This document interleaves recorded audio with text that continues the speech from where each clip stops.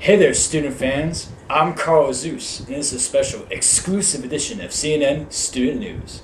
As you all know, South Carolina seceded the Union 3 years ago. 10 other states have followed suit. Where this would lead us, we don't know. In the presidential election between Lincoln versus Douglas, the South had threatened to leave the Union if Lincoln had won the election. Now, when Lincoln had won the election, the South had officially decided to leave the Union on December 20th of 1860. Now, following suit of South Carolina, 6 other states decided to leave the Union, these being Mississippi, Florida, Alabama, Georgia, Louisiana, and Texas. Now, after the Battle of Fort Sumter, 4 other states decided to leave the Union as well, these being Virginia, Arkansas, North Carolina, and then the last being Tennessee on June 8th of 1861.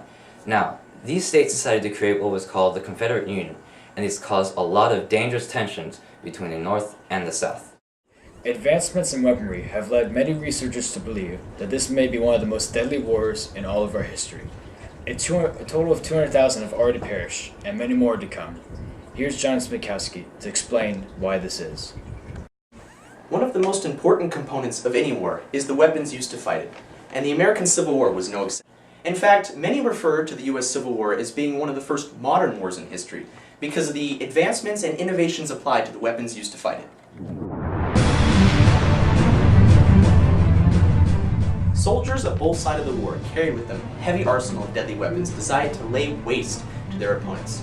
To start off, many soldiers carried with them sabers and knives for close hand-to-hand combat situations.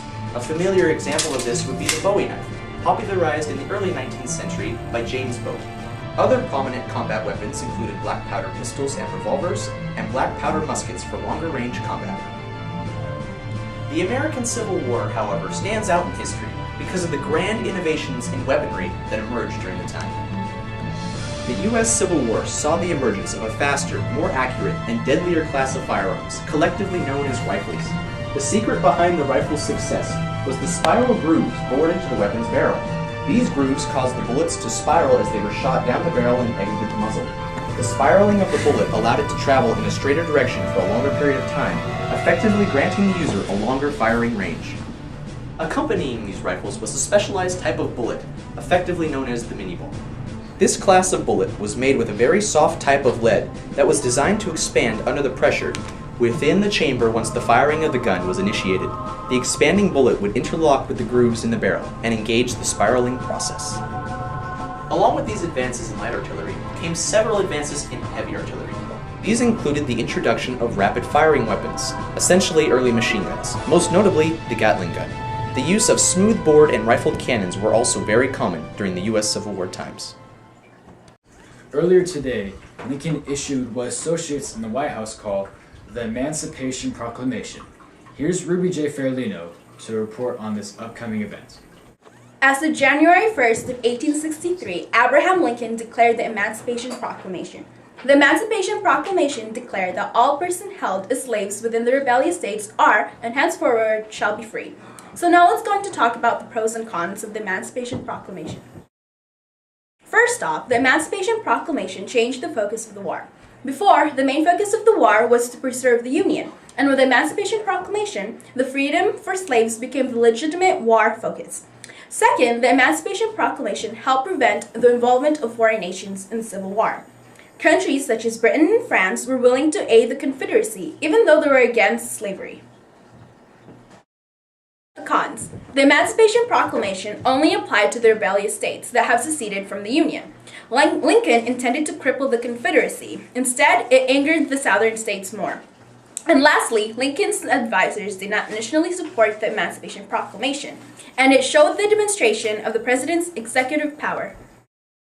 Now this is the presidential room of the White House, the very room that Lincoln currently presides in. You may all know him as the president with a beard and a top hat.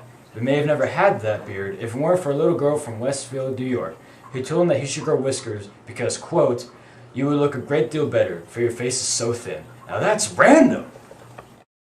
There are major differences between the North and the South. The North was industrially flourished and was fueled by more abundant natural resources than the South, whereas the South was mainly rich in agriculture. Life in the North was more urban and life in the South was more rural. The North outnumbered the South in troops, but the South had really good military leaders. The North produced 92% of Americans' iron and steel, while the South wasn't as technologically advanced as the North. The North was wealthier, and an overwhelming majority of immigrants settled in the North, while the South's economy was highly dependent on agriculture. So because of these differences, the South felt like they had a need for slavery, but the North opposed this because they wanted to protect the God-given rights established in this country. Abraham Lincoln was born on February 12, 1809 in Hodgeville, Kentucky. His political career started in 1832 when he gave his first known political speech. He got his first political title as a member of the Illinois House of Representatives in 1834 and served there from 1834 to 1842. You may all remember him as a Republican and only a Republican, but he actually was first officially a member of the Whig Party, which he served from 1834 to 1854. He switched to the Republican Party in 1854 by opposing the Kansas-Nebraska Act, which repealed the slavery restriction Missouri Compromise.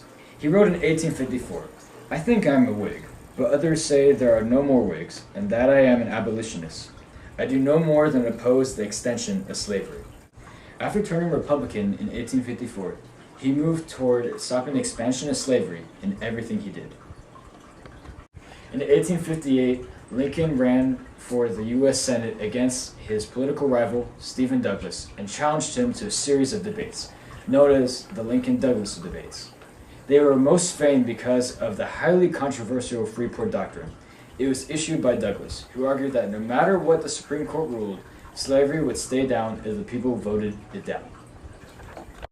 This doctrine angered the South, which forced the Democratic Party to split into two: the Northern Democrats with Stephen A. Douglas, and the Southern Democrats with John C. Breckinridge. Although the Lincoln-Douglas debates eventually led to Lincoln's loss in the U.S. Senate, he won in the end because the Democratic Party was forced to split into two, which gave the Republican Party an extreme edge in the election of 1860. These turmoils of the Democratic Party led to the presidential victory for Lincoln, which turned him into the first Republican president. I think that we can all agree that we love animals, and Abraham Lincoln was obviously no exception. Once as a child, he found two baby birds on the ground after a bad windstorm, so he decided to save them. When he was older, he found a stray dog and decided to keep it. One time, when he and his family were having dinner, he fed a stray cat, which angered his wife, but he still continued to feed it. In the White House, Lincoln kept two goats for his children, despite complaints from the cleaners. Once at the White House, a fire started in the stables. Lincoln almost jumped into the fire in order to save them, but his friends stopped him just in time. How awesome was Lincoln? Saving those birds is really true. Even that cat that Lincoln fed really got his wife's goat and got him sent to the doghouse. Man, that was rough, but hey, I guess her bark was worse than her bite. I'm Carl Zeus saying stay in school, kids, and no horsing around.